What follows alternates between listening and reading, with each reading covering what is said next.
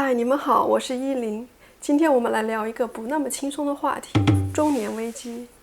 也许你听说过，35岁是职场上一个尴尬的年龄。尴尬之处在哪里？35岁的你上有老，下有小，还有房贷车贷，是最需要用钱的时候。而越来越多的企业或明或暗地开始淘汰35岁和35岁以上的员工。招聘的时候，35岁面试者往往不再考虑。前有华为劝退34岁员工，中兴42岁程序员跳楼，IBM 5年辞退2万名40岁老员工。据数据统计，微软员工的平均年龄是33岁，谷歌员工的平均年龄是30岁，LinkedIn 员工的平均年龄是29岁，Facebook 员工的平均年龄是28岁，雅虎、特斯拉、苹果和亚马逊的员工平均年龄为31岁。想起网上有这么一条段子：30岁以前，我们是在用身体换钱；30岁以后，我们用钱换身体。可是我怕我干不到40岁。真相有时真的确实挺扎心的。我希望任何时候，我们都要把健康排在第一位。一个人的身体健康是1，而财富、感情、事业、家庭都是1后面的0。只有依附于这个1，0的存在才有意义。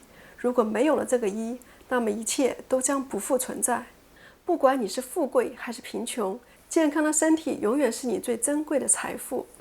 很多公司招聘要求都是35岁以下，连考公务员也是35岁以下。这是为什么？我查了一下，原因一般为这3类。第一，35岁意味着你在一个行业干了10年了。听说过10000个小时定律吧？也叫10年定律。如果10年都没有做出成就，那么很难证明还会继续卓越下去。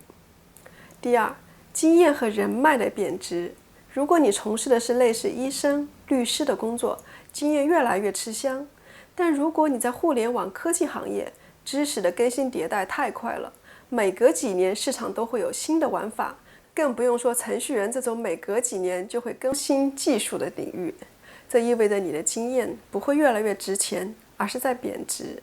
请看看我有关深度工作的这个视频，看看自己的工作中深度工作和浮浅工作的比重。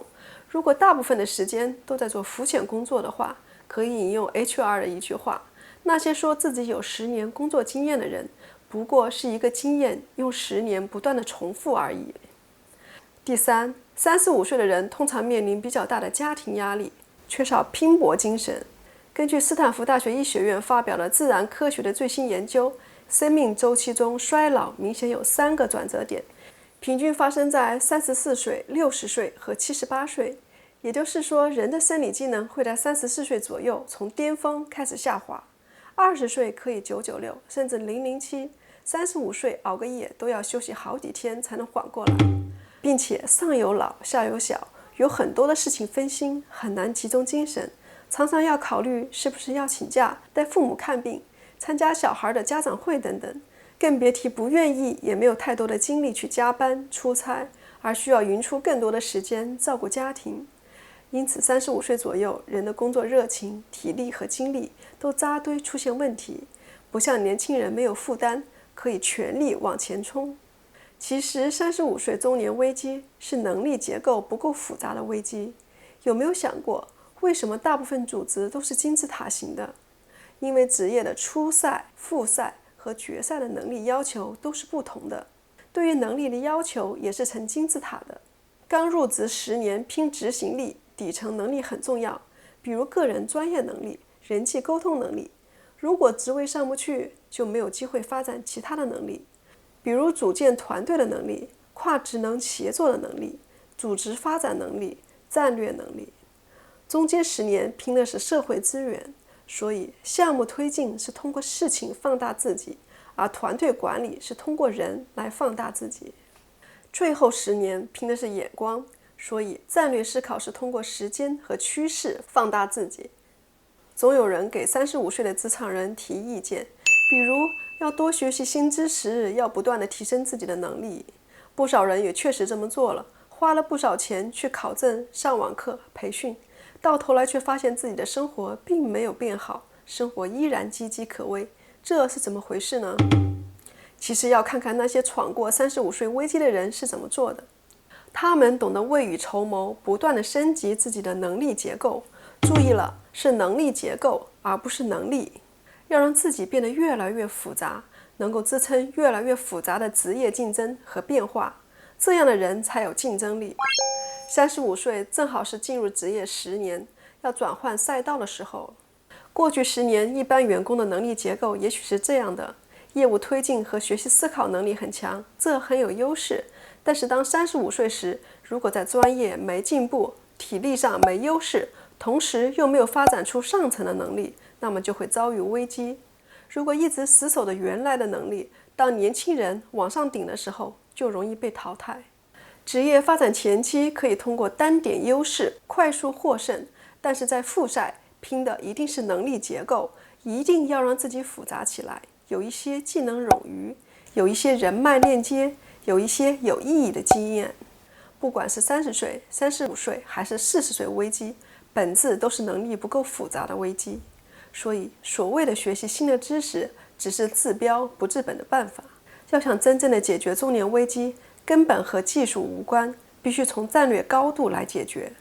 如果能够意识到这一点，有意识地培养自己多维度复合能力，能很好地度过这个危机。即使是公司破产，你的市场价值也不会让你一直失业，说不定还会成为创业大军的一员呢。今年8月刚上市的雪花公司 Snowflake 创下软件公司史上最大规模的 IPO 记录。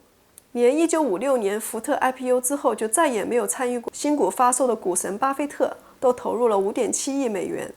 Snowflake 是一家非典型的硅谷公司，和硅谷英雄出少年的传奇不一样，它的创始人之前都有过20年左右的工作经验。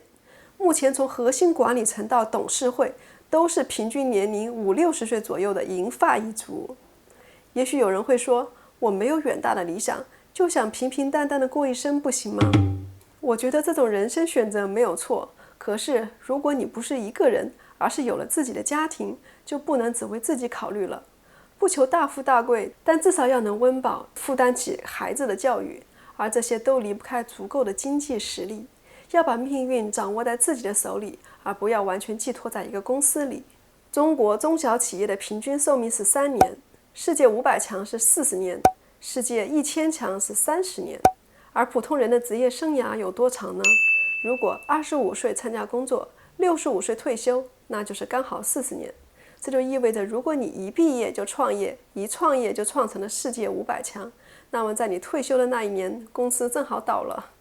所以当世界500强都只有40年寿命的时候，你就会更明白，未来不可能不换工作，这一辈子一定会至少换5到7份工作，而且换2到3个行业。不仅公司命短，行业的命运也是如此。